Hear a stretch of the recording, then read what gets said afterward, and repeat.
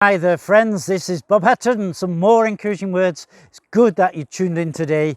We're in chapter 21 of the Acts of the Apostles. Paul is now, he's traveling back to Jerusalem. He wants to be in Jerusalem for Pentecost, and he's getting close to Israel. He's landed at a place called Tyre. Tyre is now is now part of what is today Lebanon.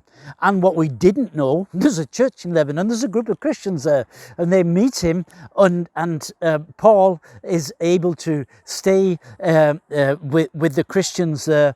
And while he's there, I suppose there's time when they pray with him. And when we read in verse 4 of Acts chapter 21, it says that he stayed there for 7 days with the disciples, and through the Spirit they were telling Paul not to go to Jerusalem. They were prophesying to Paul, don't go to Jerusalem. Paul continues his journey. He goes south. He enters Israel, Palestine, the Roman province of Palestine, and he comes to a city of Caesarea, which was a Roman capital of Palestine in those days. And he goes to stay with a man called Philip. And we know Philip from earlier on in the book of Acts. In chapter 6, he's one of the so-called deacons. And in chapter 8, we see him as an evangelist leading a revival in the city of Sebastian in Samaria. And Philip is in Samaria because of a wave of persecution that has started, and he's been forced to leave Jerusalem because of this persecution that started after the stoning of Stephen, and that's been caused by Paul.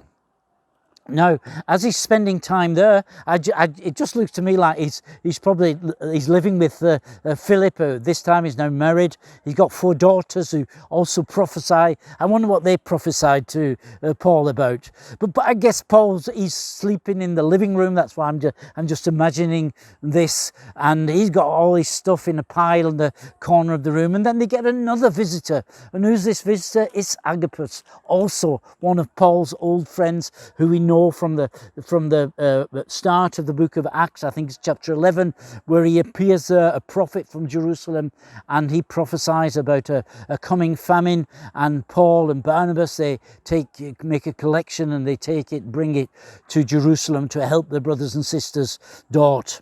Now, Agabus comes, and he picks up a belt which is lying in the corner, and he ties it around himself, and he says, the person whose belt this is, he will go tied to Jerusalem, and he will be arrested and persecuted for the sake of Jesus. Now, Paul doesn't say anything, but it's his belt.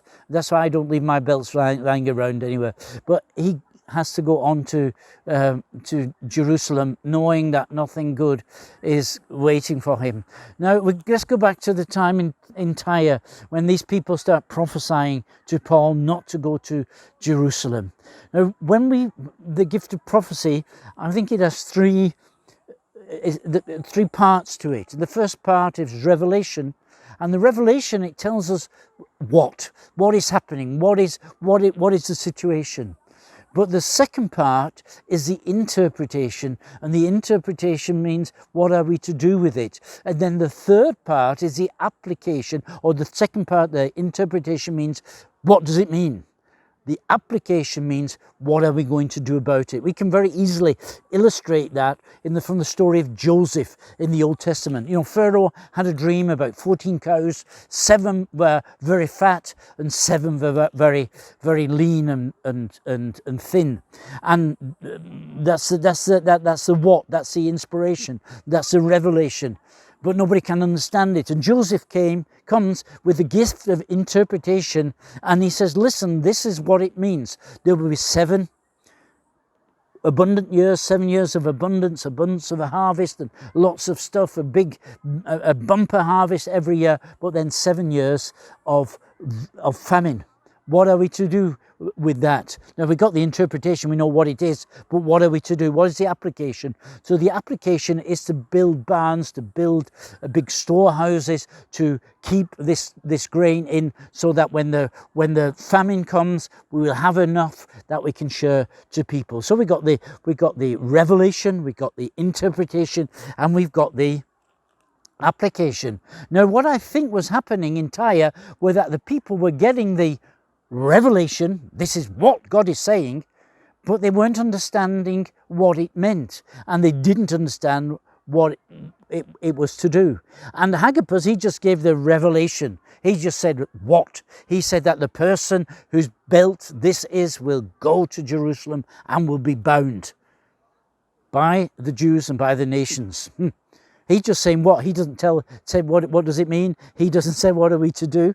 He just leaves it there. But Paul knew all these things. It's just confirmation on his way. Now, sometimes we think as Christians, now we've become Christians, everything will be easy and there won't be any problems. But do you know something? That is not true. And in the book of James, in the last chapter, chapter 5, he says, you know, if anyone's suffering, he should pray.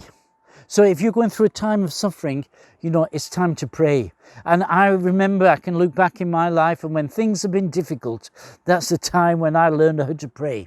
So he says, if you're suffering, then you should pray. It's if you're having a good time at the moment, then you should sing psalms, sing songs of joy, be happy about it. And if you're sick, then call the elders, and they will anoint you with oil and pray for you in the name of Jesus, and the prayer of faith will save the sick. So there's three different types of people are mentioned here: people who are suffering, people who are joyful, and people who are sick. And we just notice that suffering and sickness isn't necessarily the same thing. Now, James, that's chapter 5 of James, but in chapter 1, he talks about us going through suffering, and that suffering is there to strengthen our faith. Peter says the same thing at the beginning of his first letter. He says sometimes we have to go through suffering for a short time, but this is just to make our faith even more valuable than gold. So sometimes life does get difficult, and we are to pray. And once Jesus said to Peter, he says, Peter, you know, I'm going to Jerusalem now. I'll be arrested. I'll be bound by the elders. They will give me over to the Romans. They will kill me. And Jesus says that far from it, that we're not going to Jerusalem. Let's go somewhere else. But Jesus had to rebuke him very strongly. He said, get behind me, Satan, because you're not thinking the things of God, but the things of man. Sometimes the ways that we have to go with Jesus are unpleasant. I don't understand them. I wish it wasn't so, but sometimes it is. And maybe if you're going through a difficult time at the moment, then it's time to learn how to pray and develop your prayer. And I wish you well, and I wish that you get out of this period of your life very quickly and come into the next phase. God bless you. Have a very good day. Hope to see you again. Your Bob Hatton.